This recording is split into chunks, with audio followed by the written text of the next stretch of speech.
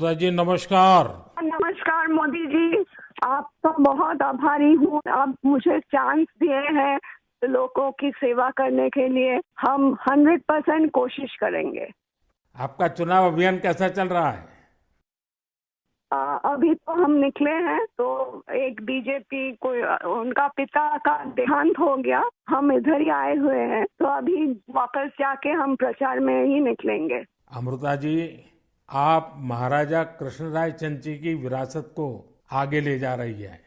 एक बात आपको हम शेयर करना चाहेंगे, हम क्या कह सकते हैं? जी जी जरूर, मुझे अच्छा लगेगा। ये जो महाराजा कृष्णचंद्र का हम फैमिली है, तो उसका भी ये लोग विरोध कर रहे हैं। क्या बोल रहे हैं कि वो ब्रिटिश के साथ साथ दिया था, फिर वो मैंने हम लोगों को गद्दार समझते हैं। क्यों किया वो नहीं बोल रहा है। इतना जमीन दान किया, इतना सब लोगों के लिए किया, भलाई के लिए किया, वो सब नहीं बोल रहे हैं। लेकिन क्या बोल रहे हैं, तो हम बोला कि क्यों किया ऐसा महाराजा कृष्णचंद्र।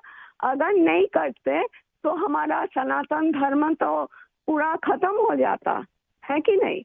तो वो बात है, क्योंकि तब का वो जो नवाब थे सिराजुद्दौला, तो वो तो बहुत अत्याचारी भ्रष्टाचारी थे। तो उसीलिए उन्होंने तो अकेला नहीं किया, बहुत सारे राजाओं के मिलन हुआ, उसके बाद सभी ने किया। जगत सेठ भी थे और राजाओं थे, तो उसी सभी के मेहनत से ये काम सफल हुआ। तो अगर नहीं होता, आज हम हिंदू नहीं रह पाते, हमारा भाषा दूसरा होता, हमारा वेशभूषा एकदम अलग होता और सभी अलग हो जाते। हम तो दूसरों के अधीन रहते ना, यही बात है। अमृता जी, बचपन में हमारे यहाँ हम लोगों को जो पढ़ाया जाता था, उसमें कृष्णचंद्र राय की समाज सुधार का काम, बंगाल के विकास का काम, बंगाल के विकास के मॉडल, ये सब सुनने को मिलता था बचपन में। अब देखिए, ये वोट बैंक की राजनीति करने वाले लोग हैं, तो बहुत ही अनाप शनाप आरोप लगाएंगे और 300 साल पहले की घटना निकालेंगे, 200 साल पहले की घटना निकालेंगे और बदनाम करने का प्रयास करेंगे। वे एकदम खुद सही बात अपने है। जो वर्तमान पाप है हाँ, उसको छिपाने के लिए वो हाँ, ऐसी चीजें ढूंढते रहते हैं। लेकिन जब भगवान राम की बात आती है तो वो कहते हैं कि सबूत कहाँ है, इतनी हाँ, पुरानी हाँ, बात क्यों सही बात, निकालते हो। सही बात। लेकिन जब कृष्णचंद्र राय की बात आती है तो वो तुरंत निकालते हैं। तो इस प्रकार हाँ, से उनके दोगलापन होता है और आपको हाँ, इसका बिल्कुल मन में प्रेशर नहीं लेना चाहिए। नहीं आपने नहीं, हम तो लेते भी बंगाल नहीं है। का उज्जवल भविष्य और आपका हाँ, स्वयं का जीवन भी लोगों के लिए रहा है। हाँ जी, और आपके सामने बंगाल की विरासत को बचाने की भी चुनौती है। और एकदम आप इसे सही बात। कैसे देख रही हैं आप? हम पॉजिटिवली देख रहे हैं। हमारा लड़ाई जो है लोगों का सेवा के लिए है, करप्शन हटाने के लिए है और वंचित लोगों के उपकार में आने के लिए है। आपने देखा होगा, इन दिनों लड़ाई दो खेमों में बट गई है। एकदम। एक हमारा खेमा है जो इस देश से भ्रष्टाचार को मिटाने के लिए कदम उठा रहा है, और दूसरा हमारे सामने वाला खेमा है, वो भ्रष्टाचारियों को बचाने के लिए इकट्ठे होना, एक दूसरे को बचाने के लिए लड़ाई लड़ना, आरोप करना। और जिन्होंने पहले खुद ने आरोप किए थे वो भी उनको बचाने में लग गए हैं। यानी उनके लिए देश उनकी प्राथमिकता नहीं है, सत्ता ही उनकी प्राथमिकता है। और इसलिए चुनाव में हमने भ्रष्टाचार मुक्त भारत बनाने के लिए लड़ना है, क्योंकि हमारे देश के युवाओं का भविष्य उज्जवल बने, इसलिए भ्रष्टाचार से मुक्त देश होना ही चाहिए। आपको देखकर ही हम आए हैं। जी अमृता जी, मैं बहुत आपका आभारी हूँ, क्योंकि हमारी टोली को आपने जब ये बताया तो मुझे जरूर लगा कि मुझे एक बार आपसे बात करनी चाहिए।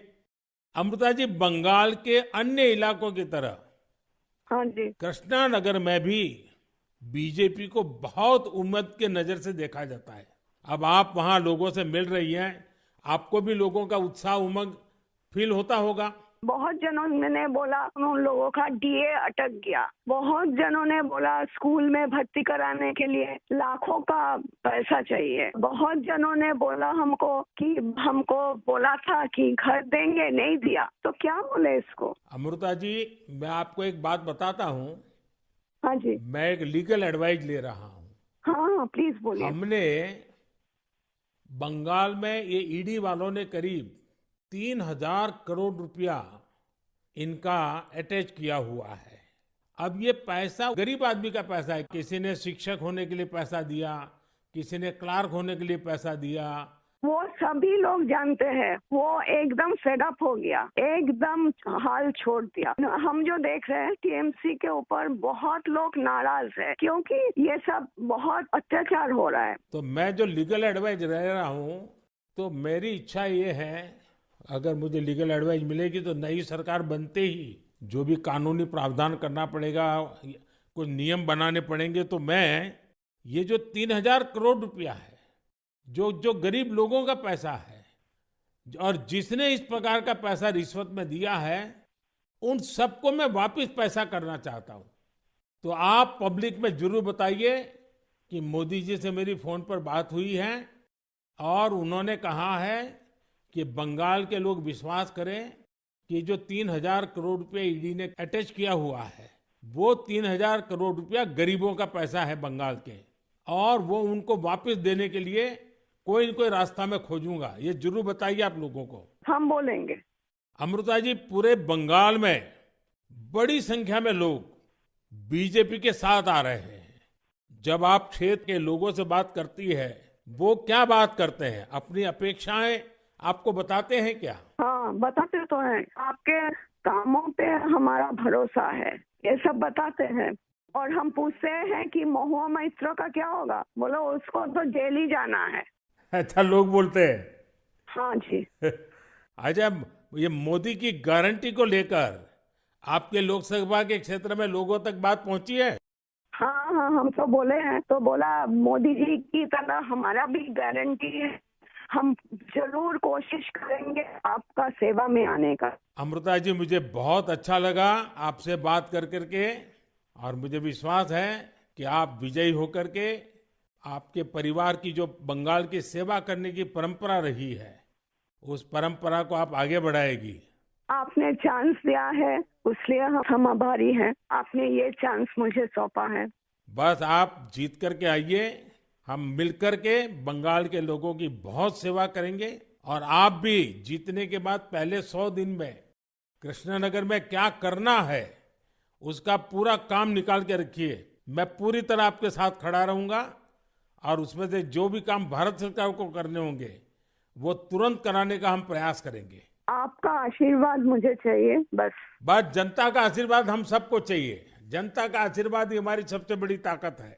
लेकिन आप मुझे गाइड करिए, ये हमारा रिक्वेस्ट है। नहीं, बिल्कुल हम संपर्क में रहेंगे, और मेरी आपको बहुत शुभकामनाएं हैं। बहुत बहुत धन्यवाद जी। नमस्कार।